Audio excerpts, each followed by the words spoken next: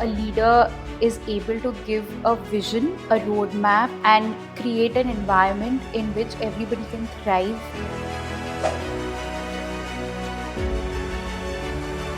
Hello and welcome to Up Close and Personal at Invoke It Studio, where we're diving deep into the heart of leadership and education equity. I'm Ria Mendirata, your host, and I'm joined today by Aradhna Dalmia. Hi Aradhna, welcome to the show. Hi, Ria. Thank you for having me here. For our audience today, I'd like to tell you that Aradhna is actively involved in carrying forward the legacy of the Dalmia Charitable Trust with a mission to facilitate social, economic, and environmental progress. It's a pleasure to have you today, Aradhna. I want to start by asking you that one question that I'm sure you've heard a bunch of times. But what does leadership mean to you? So, in today's day and age, I think the meaning of leadership has been redefined because leaders are no longer sort of these dynamic, almost like dictatorial people standing at the top with everybody at the bottom. I don't think that kind of leadership is what we talk about in today's day and age. I think it's more like a leader is able to give a vision, a roadmap, and create an environment in which everybody can thrive, everybody can contribute towards an organization or a country or a city to reach that vision. And it's the role of the leader to make sure that the environment that is created for everybody to work is conducive, is respectful, is open, and and also to ensure that everybody gets a chance to participate, everybody gets their voices heard. I think that is the role of the leader, to be more of a person to steer everybody, and also when required perhaps to coach everybody and to allow many more leaders to shine. Yeah. Thank you for sharing that. Tell me a little bit about how important you think it is to now start supporting education leadership. So we've been long working on children with teachers, but why education leadership? So, we have started working for the last 2 years on school leadership development programs. And what we see they bring to the table, besides the, nitty gritties of setting up classrooms, setting a curriculum, teacher training, is that it's kind of like the glue that will bind everything together. Uh, you know, because all these other trainings happen in isolation, but till we don't have teachers, principals, education officers who feel empowered, who feel confident, motivated to innovate on the ground, to address problems on the ground themselves without having to necessarily go higher and higher up the value chain and go take everything to the state level or national level to get a memorandum from there that this is how you need to address this problem. We need to give leadership skills which allow people to make decisions on the ground, allow them to find solutions, co-create solutions. And again, like I said, create an environment in their area where people are willing to come together, participate, and improve our schools, give a better opportunity to our teachers, and ultimately, of course, to our children. That's fantastic. While we're on the road to achieving that, you're talking about enabling leaders so they can come up with their own solutions, right?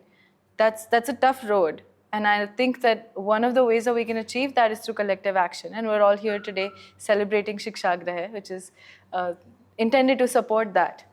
Tell us a little bit about what do you think is the role of cross-sectoral partnerships in achieving that all-important dream of education? So, see, cross sectoral, again, in India, just because of our sheer size and magnitude of the public education system, is very essential. Right. Because me alone, or another organization alone, or even state governments alone, I think, do not have everything that is required to bring this sort of transformation of our public education system. So it's very important to work together. So I think this three-way partnership between governments, between NGOs, and domain experts, not just, might not be just NGOs, but domain experts and philanthropists is a very good combination if we can be aligned on a common vision, a common goal, a common purpose. And if we can identify where is it exactly that these three can come together. I feel it's very important to be specific and address that one issue together. It's not a good idea to be generalist in it. And collective action is important just because of the size of the country, and hence the size of the problem of bringing quality education. Right. And so we work in a state like Uttar Pradesh, and it's massive. It's like the size of many European countries combined. Right.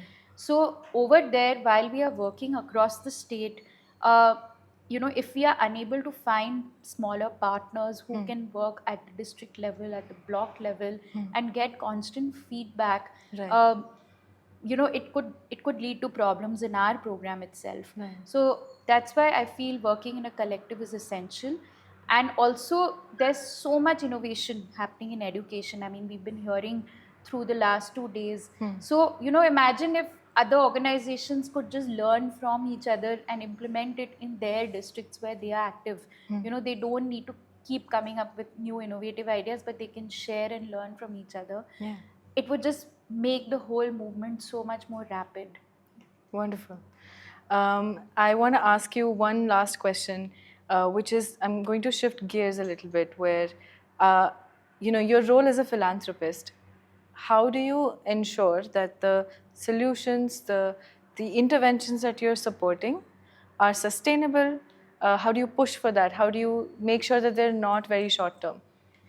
So I think when it comes to ensuring that our interventions are sustainable, I think we are also still learning.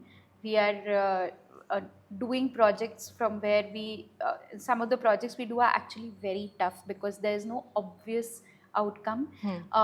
There are a lot of long-term things we are trying to work on. But yet, I think it's very important as a philanthropist for me and my organization to be connected to the ground, to constantly get feedback from the ground, to put in place checks and balances at which we are able to evaluate that the way we are going forward, is it okay or not? Do we need to make any changes? So I think that's very important to this kind of strategic philanthropy. Right. Because while there's no computation of profit and loss which is going to measure our success, Right.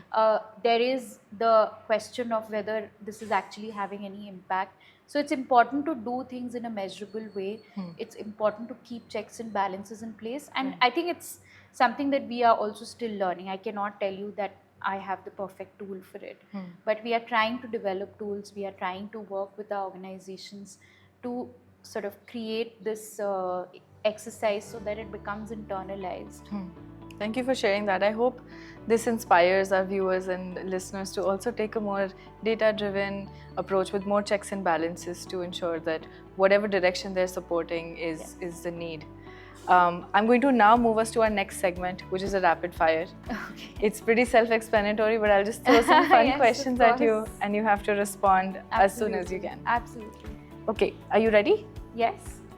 Would you rather fly or have super strength? I think I would fly. Okay. Travel to the past or to the future? I am a history buff, so there are various moments in history where I would love to be an observer. And Which one see in what was- particular? So one is, of course, in India in the early 1900s till the time of independence, there was just so much energy in the country. I feel there was so much transformation happening, and so rapidly, not just in terms of the political movement and the independence movement, but even, in education, in women's rights, in changes in, family structures, culture, everything. So that is one period. Are you a morning person or night owl? I think right now, because I'm a mother of 2 very small children, I'm both. So yes, I'm a morning person also right now, and I'm a night owl. But yes, ideally, I think I'm more of a morning person. Okay. If you could master any skill instantly, what would it be? At this point in time, I'm very keen to learn a lot more on the digital side. I want to learn more about AI. I want to learn more about digital design.